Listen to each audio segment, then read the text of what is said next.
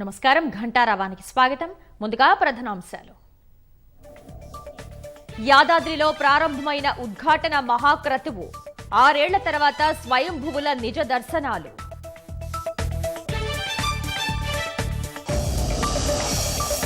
ఆధ్యాత్మిక హంగులతో మధ్య మహాసంప్రోక్షణ. కుటుంబ సమేతంగా పూజలు నిర్వహించనున్న సీఎం.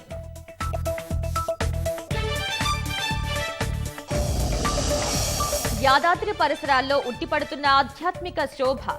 వేడుకలకు తరలివస్తున్న ప్రముఖులు, భక్త జనం.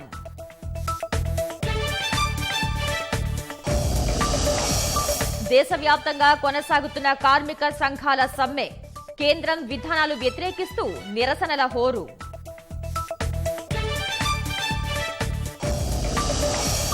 దేశంలో ఆకాశాన్నంటుతున్న పెట్రోల్, డీజిల్ ధరలు. వారం రోజుల్లో 6 సార్లు పెరిగిన చమురు రేట్లు.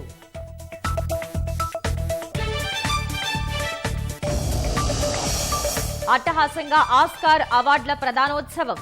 డ్యూన్ చిత్రానికి పలు విభాగాల్లో అవార్డుల పంట.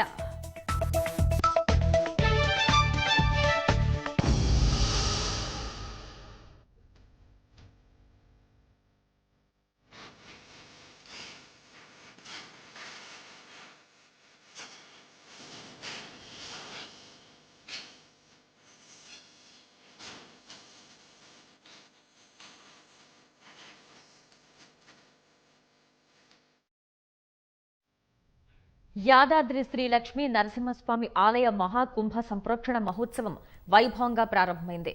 బాలాలయంలో పంచకుండాత్మక యాగ మహాపూర్ణాహుతి ఇస్తున్నారు. ప్రత్యక్ష ప్రసారం ద్వారా చూద్దాం.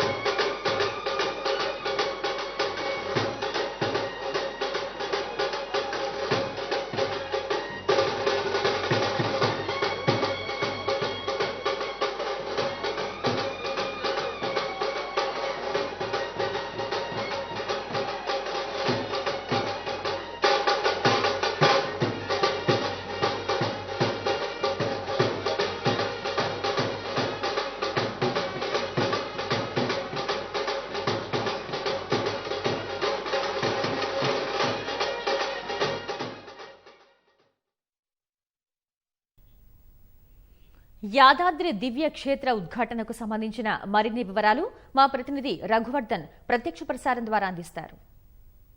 సంప్రోక్షణ క్రతువు మరి కాసేపులో ప్రారంభం కాంది. ప్రస్తుతం బాలాలయంలో ఉద్ఘాటన ప్రక్రియకు సంబంధించిన క్రతువులు కొనసాగుతున్నాయి.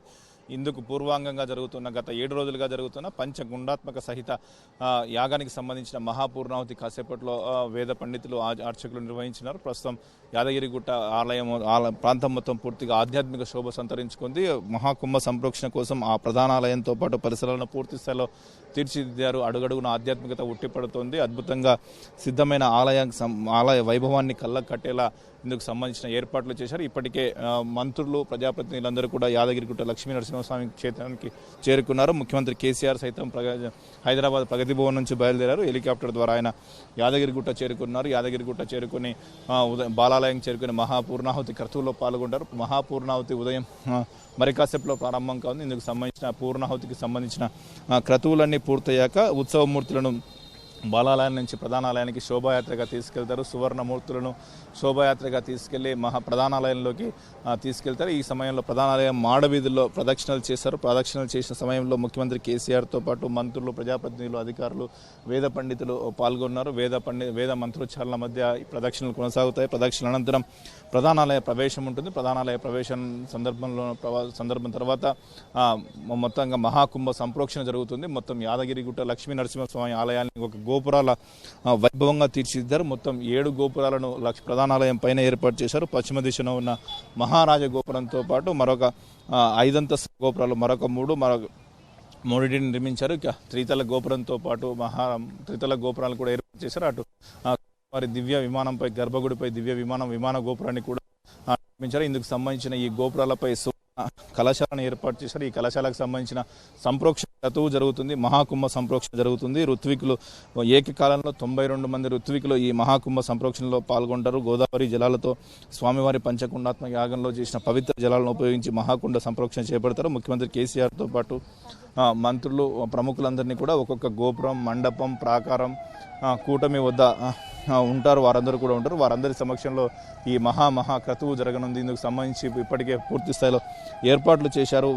పాంచరాత్ర ఆగమ శాస్త్రం ప్రకారం గత వారం రోజులుగా పంచకుండాత్మక యాగం యాదగిరిగుట్ట లక్ష్మీ నరసింహస్వామి బాలాలయంలో కొనసాగుతుంది. బాలాలయం ఇందుకు సంబంధించిన పూర్ణాహుతి ప్రక్రియ పూర్తి కాగానే శోభాయాత్ర ప్రారంభమవుతుంది. ఇందుకు సంబంధించిన ఏర్పాట్లన్నీ కూడా ఇప్పటికీ యాదగిరిగుట్ట లక్ష్మీ నరసింహస్వామి ఆలయంలో పూర్తి చేశారు. మరి కాసేపట్లో ముఖ్యమంత్రి కేసీఆర్ యాదాద్రి క్షేత్రానికి చేరుకున్నాక అనంతరం నేరుగా ఆలయ నగరిపై ఏర్పాటు చేసిన హెలిప్యాడ్కు ముఖ్యమంత్రి కేసీఆర్ చేరుకుంటారు. అక్కడి నుంచి యాదాద్రి కొండపైకి చేరుకుంటారు. యాదాద్రి కొండపై చేరుకున్నాక బాలాలయం జరిగే క్రతువుల్లో పాల్గొని అక్కడి నుంచి స్వామివారి శోభాయాత్రలో పాల్గొంటారు. ఆ తర్వాత మహాకుంభ సంప్రోక్షణ ఉంటుంది. మహాకుంభ సంప్రోక్షణ అనంతరం వేద పండితుల వేదాశీర్వచనం అనంతరం ముఖ్యమంత్రి కేసీఆర్ మాడవీధుల్లో ఎవరైతే ఆలయ నిర్మాణం కోసం శ్రమించారో వారందరికీ కూడా సన్మానం ఉంటుంది. అనంతరం స్వయంభూల దర్శనం ప్రారంభమవుతుంది. వాళ్ళ మధ్యాహ్నం 2 గంటల తర్వాత భక్తులను కూడా స్వయంభూల దర్శనానికి అనుమతించనున్నారు. Over to studio.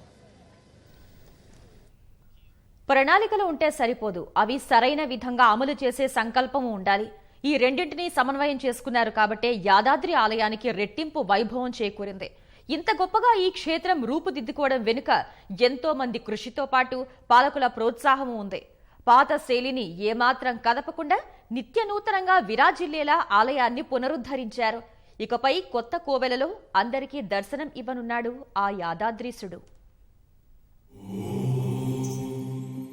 Yadagirigutta Lakshmi Narasimhaswamy ఆలయాన్ని అద్భుత రీతిలో దివ్య ఆధ్యాత్మిక క్షేత్రంగా తీర్చిదిద్దారన్న ముఖ్యమంత్రి కేసీఆర్ బృహత్ సంకల్పంతో 2016లో ఓ గొప్ప యజ్ఞం ప్రారంభమైంది.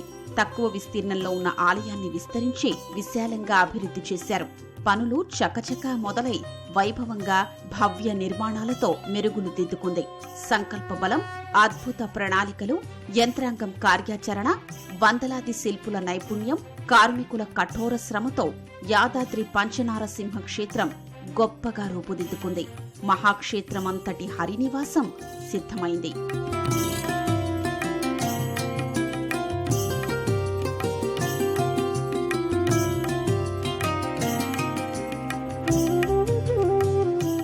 $1,200 కోట్ల వ్యయంతో సాకారమైంది ఈ కలల ప్రాజెక్టు.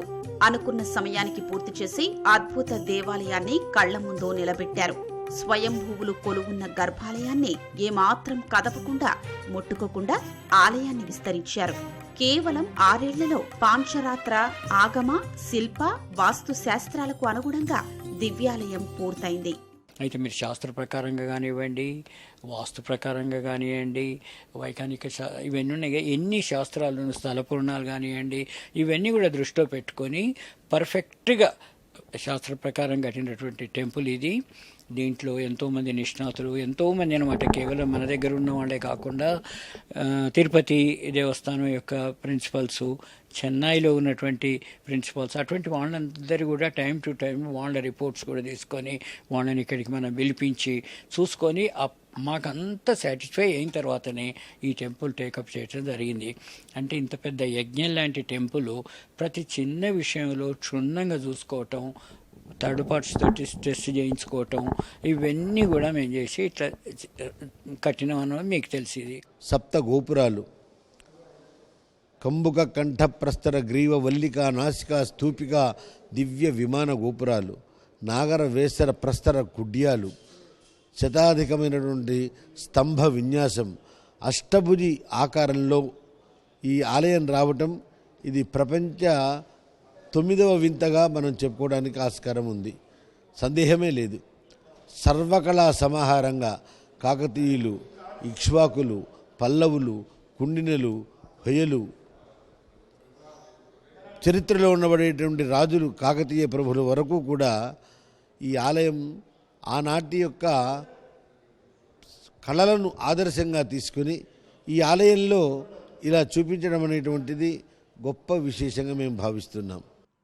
కాకతీయ కళా తోరణాలు, దేవతామూర్తులు, అష్టలక్ష్మి రూపాలతో సాలహారాలు, వైష్ణవ తత్వాన్ని నలుదిశలా చాటిన ఆళ్వారుల విగ్రహాలు భక్తజనుల్ని అబ్బురపరిచేలా జగమంతా అభివర్ణించేటట్లు యాదాద్రి మహాదివ్య పుణ్యక్షేత్రంగా ఆవిష్కృతమైంది. ప్రధాన ఆలయాన్ని సువిశాలంగా విస్తరించి మాఢ వీధులు, అష్టభుజి మండప ప్రాకారాలు, తూర్పున బ్రహ్మోత్సవ మండపం, పశ్చిమ దిశలో వేంచేపు మండపంతో తీర్చిదిద్దారు. ఉగ్ర, భేరుండ, జ్వాల, యోగానంద, లక్ష్మీ నరసింహ ఈ 5 రూపాల పంచనారసింహ క్షేత్రం యాదాద్రి మహాక్షేత్రమైంది. దేశ విదేశాల్లోని భక్తజనమంతా విస్తుబోయేంత వినూత్న రీతిలో దర్శనమిచ్చేందుకు సిద్ధమైంది. గుహల్లో వెలసిన స్వామికి ప్రపంచంలో మరెక్కడా లేని విధంగా 7 గోపురాల వైభవం కలిగింది. నలుదిశల రాజగోపురాలు అల్లంత దూరం నుంచే కనిపించేలా సాక్షాత్కారమయ్యాయి. ఆలయ వాస్తు నిర్మాణ శాస్త్రంలో 16 రకాల గోపురాలుంటే వాటిలో 3 రకాల గోపురాలు యాదాద్రి ఆలయంలో మాత్రమే ఉన్నాయి. గర్భాలయ నారసింహుడు పశ్చిమం వైపు చూస్తున్నట్లుంటాడు కనుక పశ్చిమ మాడవీధి, పశ్చిమ మహారాజ గోపురం, వేంచేపు మండపాలకు ఎనలేని ప్రాముఖ్యతను నిర్మాణంలోనే చూపారు. 72 అడుగుల ఎత్తైన 7 అంతస్తుల సప్తతల ఆగమ మహారాజ గోపురం ఇది. దీని తరువాత పశ్చిమ, ఉత్తర, తూర్పు, దక్షిణ రాజగోపురాలు 55 అడుగుల ఎత్తైన పంచతల గోపురాలుగా చిద్విలాసంగా ఉన్నాయి. అంతర మాడవీధిలోనే ఈశాన్యాన ఉన్న త్రితల 3 అంతస్తుల చిరు రాజగోపురం అంతరాలయంలోకి తీసుకెళుతుంది. 33 అడుగుల ఈ త్రితల గోపురం కూడా బహుశిల్పమయంగా కనిపిస్తోంది. ఇక 7వ గోపురం స్వామివారి గర్భాలయంపై ఉండే విమాన గోపురం. ఇది 45 అడుగులతో నరసింహుని కిరీటమానమై వెలుగొందుతోంది. అందుకే ఈ భవ్య విమానం బంగారు పూతతో సింగారమవుతోంది. శ్రీరంగం తర్వాత మన యాదాద్రి అనేది ఆ అందం, ఆ బ్యూటీ, అంటే ఇక్కడ దూరం నుంచి చూస్తే మీకు ఆ గోపురాలతో అనేది చాలా, మనం ఏం డ్రాయింగ్ చేసామో, మనం ఏం అనుకున్నాం కాన్సెప్ట్, దాంట్లో ఏ చేంజ్ లేకుండా ఆ రకంగానే ముందుకెళ్ళాము. మెయిన్గా ముఖమండపం అనేది ఒక అలంకరణ మండపం, ఇది అంటే ఒక అందం. ప్రతిది కూడా మనం ఎక్కడ చూస్తే ఆ శిల్పం అనేది, ఆ బ్యూటీ ప్రతి టెంపుల్స్లో మీరు చూడొచ్చు. బట్ నాకు అట్లా క్రియేట్ చేయాలనేది ఒక ఛాలెంజ్. ఒక అంకుర్ టెంపుల్లో కూడా మీకు ఒక ఎక్స్పీరియన్స్ ఉంటుంది, మెట్లలో స్టెప్స్ దిగి గుడిలోకి వెళ్తారు. మన యాదాద్రి కూడా అది ఒక బ్యూటిఫుల్ ఎక్స్పీరియన్స్. అంటే మనకి గ్రౌండ్ జీరో లెవెల్లో లేదు, మన ముఖమండపం కింద ఉంటుంది. సో ఆ మెట్లు దిగి వచ్చేటప్పుడు వాళ్ళకి ఒక ఎక్స్పీరియన్స్ ఏంటంటే, వాళ్ళు గర్భాలయంని వాళ్ళు చుట్టూ మనం కన్స్ట్రక్ట్ చేసిన వాల్ని కూడా చూడొచ్చు. అంటే దానిపైన కూడా మేము శంకుచక్రనామం స్టోన్లోనే మనం స్కల్ప్చరింగ్ చేసాం. అది ఆలయానికి బాహ్య అంతర ప్రాకారాలు సువిశాలంగా నిర్మించారు. అద్భుత శిల్పకళతో తీర్చిదిద్దిన మండపాలు ఈ హరినివాసానికే ప్రత్యేక ఆకర్షణగా నిలుస్తున్నాయి. లోపల వెలుపల నిర్మించిన మండలాలు క్షేత్ర వైభవానికి ప్రతీకలుగా నిలుస్తాయి. గర్భగుడి ఎదురుగా 2 అంతస్తుల మేర ఉండే మహామండపం, ముఖమండపం వైభవాన్ని కనులారా వీక్షించాల్సిందే. ఆలయం గర్భగుడిలో చిత్రీకరించిన స్వామివారి పరిణయోత్సవ దృశ్యం, ప్రహ్లాద చరిత్ర మరింత ప్రత్యేకం. తంజావూరు కళాకారులు రూపొందించిన కళా దృశ్యాలు భక్తులకు కనువిందు చెయ్యనున్నాయి. గోపుర ద్వారాలకు ఇత్తడి, బంగారు తొడుగులు తొడిగారు. సువర్ణమయమైన గర్భగుడి ద్వారం మిరుమిట్లు గొలుపుతోంది. గోపురాలపై ఏర్పాటు చేసిన స్వర్ణ, రాగి కలశాలు కాంతులీనుతున్నాయి.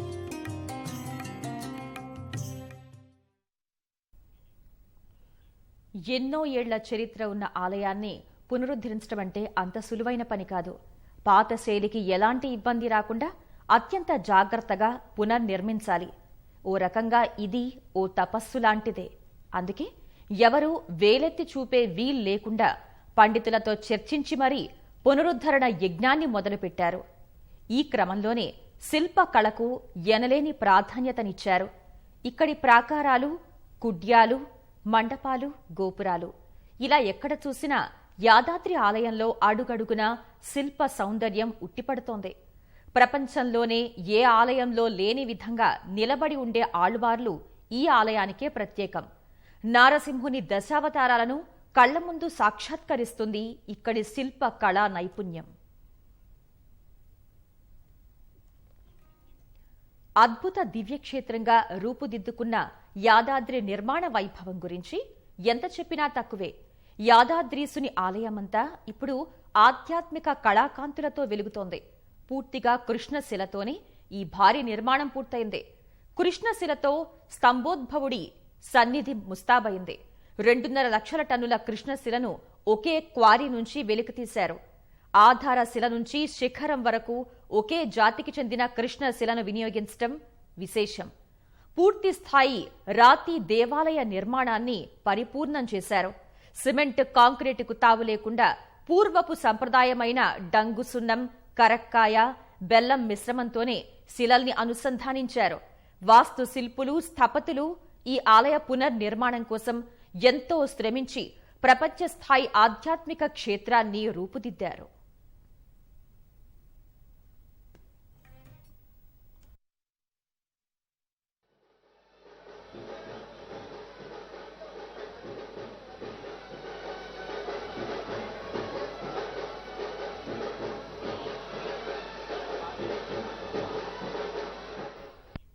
యాదాద్రిలో శిల్ప కళా వైభవం అద్భుతం, అమోఘం, అజరామరం. నభూతో న భవిష్యత్ అనేలా ఇక్కడి శిల్పాలు చెక్కారు. పురాణాలు, ఇతిహాసాల విశేషాలను శిల్పాలుగా మలిచారు. ఆలయంలో అడుగడుగున శిల్ప సంపదే కనిపిస్తుంది. ప్రాకారాలు, మండపాలు, గోపురాలు ఇలా ఒకటేమిటి అన్ని చోట్ల వేలాది శిల్పాలు యాదాద్రి వైభవానికి ప్రతీకలుగా నిలుస్తున్నాయి. ఏకజాతికి చెందిన కృష్ణశిలతో రూపొందించిన అష్టభుజి మండప ప్రాకారాలు అబ్బురపరుస్తున్నాయి. ఆలయానికి నలుదిక్కుల్లోని స్తూపాలపై వందలాది కళాకృతులు కొలువుతీరాయి. భక్త జనావళికి కనువిందు గొలిపేలా శిల్పులు అత్యద్భుత గోపుర వైభవ యాదాద్రిని నిర్మించారు.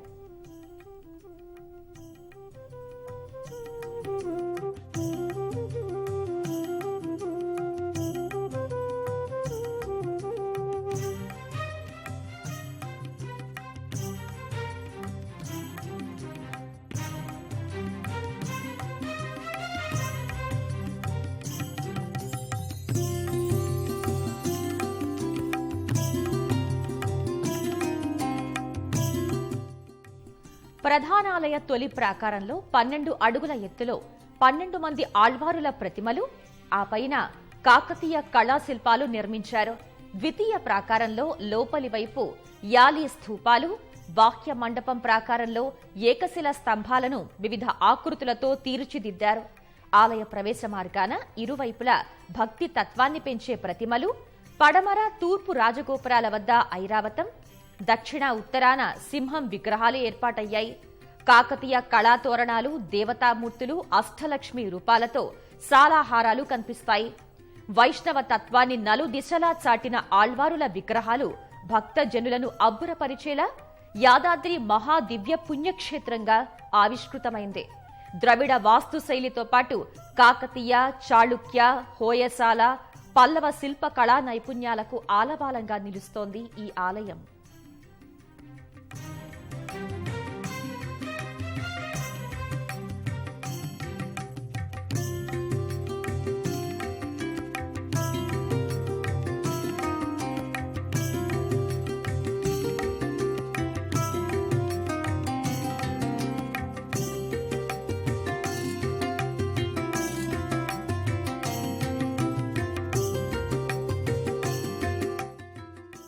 స్థపతులు, వందల మంది శిల్పులు నెలల తరబడి కఠోరంగా శ్రమించి తమ నైపుణ్యాన్ని రంగరించి అద్భుత శిల్ప సంపదను సృష్టించారు.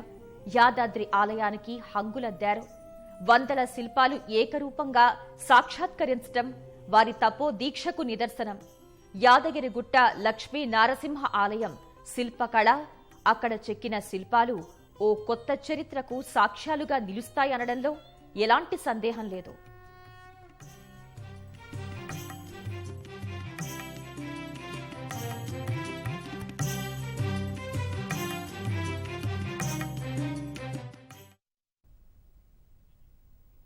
యాదాద్రి శ్రీ లక్ష్మీ నరసింహస్వామి ఆలయ మహాకుంభ సంప్రోక్షణ మహోత్సవం వైభవంగా ప్రారంభమైంది. ప్రత్యక్ష ప్రసారం ద్వారా చూద్దాం.